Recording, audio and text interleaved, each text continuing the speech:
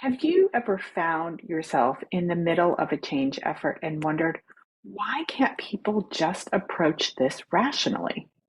If so, today's learning snack is for you. I'm Joe Ilfeld, CEO and founder of Insight to Leadership. And recently I was talking with a client about a big change effort that she and her team are immersed in. And we were talking about why people weren't approaching this change in the most rational way. And one of the things we talked about is how almost always with change, there is a big emotional component to it.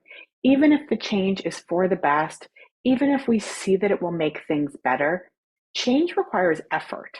And we often have feelings about effort. We feel burnt out. We feel tired. We feel like we can't handle one more thing. We feel burnt out. Or potentially we feel really energized by the change and then pissed and frustrated that others don't feel the same way and aren't coming along in the same way. All this is to say, we have feelings.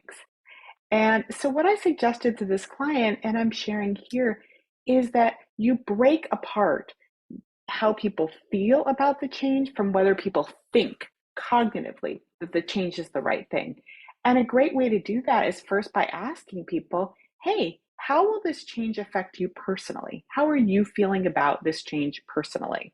And what it will do to your life, your team, your workflows, etc.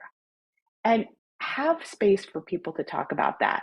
And then you can talk about, like, you know, understanding that change is hard, do we think that this is the right change for the organization? But it makes sense to split it out into how people are feeling personally about the change versus whether people think for the organization that is the right choice.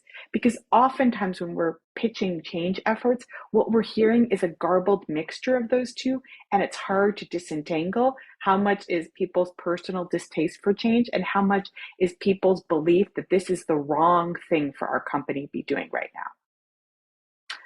I'd love to have you try that out in your next change meeting as you're pitching new things to your team and tell me how it goes.